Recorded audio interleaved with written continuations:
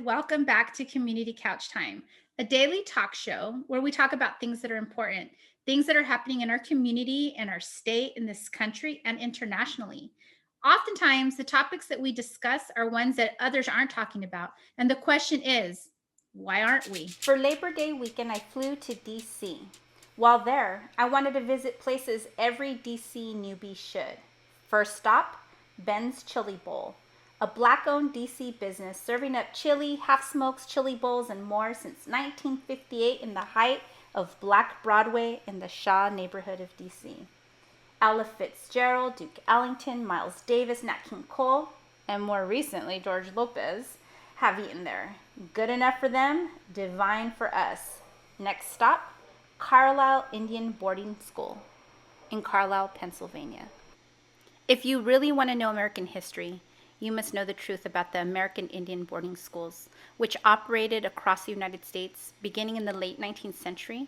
They represent a dark chapter in our collective history. They were also called industrial schools. These institutions prepared Native boys for manual labor and farming and girls for domestic work. The boarding schools carried out the government's mission to restructure Indians' minds and personalities by severing children's physical, cultural, and spiritual connections to their tribes, also known as cultural genocide. On March 3, 1891, Congress authorized the Commissioner of Indian Affairs to create legal rules that required Indian children to attend these boarding schools. It also authorized the Indian Office to withhold rations, clothing, and other annuities from Indian families who would not send their children to these boarding schools. Agents forcibly abducted children as young as 4 from their homes and enrolled them in Christian and government-run boarding schools. This began in the mid-1800s and continued into the 1970s. Therefore, there are people living all around us who have these memories still. Intergenerational trauma is real. Even if younger Native Americans have not experienced the boarding schools, they have experienced their loved ones, their mothers, their fathers, their grandparents, their great-grandparents, their ancestors who have lived through this trauma. And so we are going to watch a quick video of Dennis Bakes, who was on Telesur, sharing his experience with us.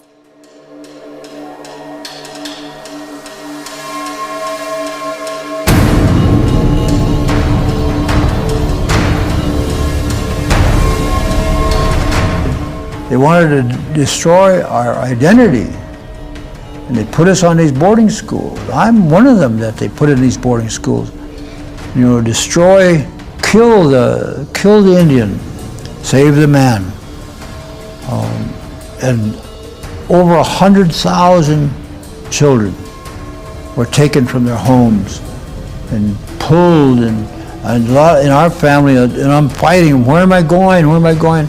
You know, my mom and my grandma are right there, and I'm trying to hold on to them, and they come and take us apart. And, but that scene was, multiply that by 100,000 children that were taken by force from their mothers and from their grandmas and grandparents. That destroyed the language. Mm-hmm. Destroy the songs. Mm-hmm. Matter of fact, you couldn't sing any native song. You couldn't speak any native language. The vernacular would be English, and English only. That's how they wrote it up. In the boarding schools? Yeah. And there was corporal punishment there. But there was also, I was in a school where there was priests and nuns. That was the first one, and I heard the screams, and I was part of the screams, and the running away, and the beatings, and the whippings by belts and leather and raping. I heard those screams. I hear it today. I said I would never forgive this government for allowing a policy like that to be inflicted upon us. And so historical trauma is still with us. And that's when Standing Rock happened, all of this trauma and saying, hey, we're gonna go, we gotta go support them at all costs.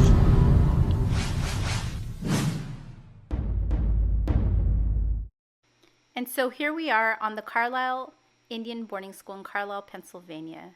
We didn't realize it was used as a military barracks, so it was very difficult. And after getting our car searched and having to go through a background check, we were finally able to get onto the premises.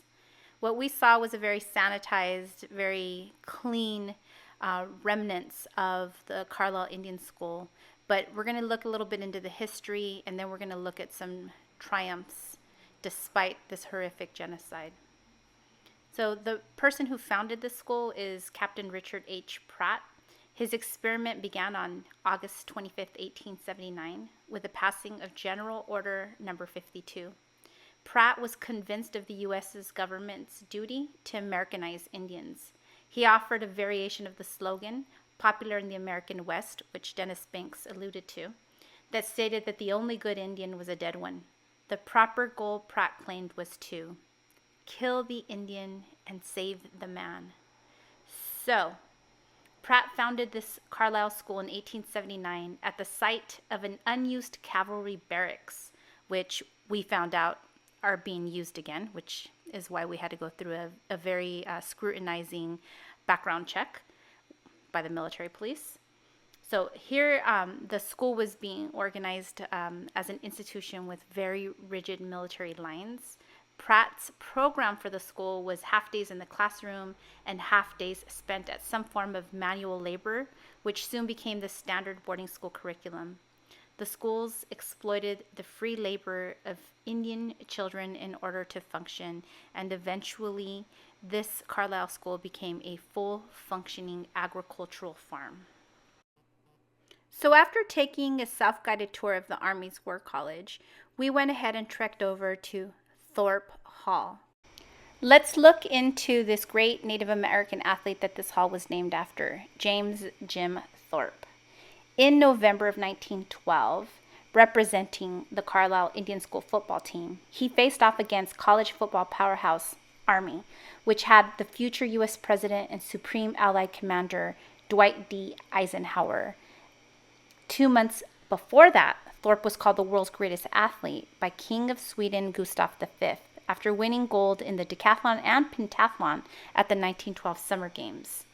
Thorpe had already made first team All-American, said Tom Benji of Carlisle to the Sentinel. It was clear he was heading for another All-American. It was obvious to all the experts Thorpe was the best player to ever step onto the field. Many still think he was the best player who ever played the game. While the football team was one of the bright elements for the Carlisle School, the overall institution and what it represented is barbaric and dehumanizing.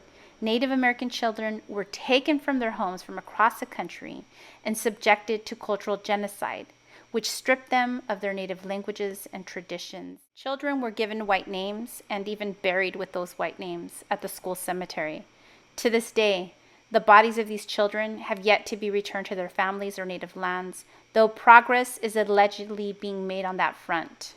Let us listen to the words of U.S. Interior Secretary Deb Holland, our very first Indigenous person to hold that post, speaking on June 22nd. Today, I'm announcing and sharing with you all, first, that the department will launch the Federal Indian Boarding School Initiative. At no time in history have the records or documentation of this policy been compiled or analyzed to determine the full scope of its reaches and effects. We must uncover the truth about the loss of human life and the lasting consequences of these schools. This investigation will identify past boarding school facilities and sites, the location of known and possible burial sites located at or near school facilities, and the identities and tribal affiliations of children who were taken there. This is just part one of our painful coverage of the horrific history of Indian boarding schools. Next time, some of our relatives are going to share some stories with us.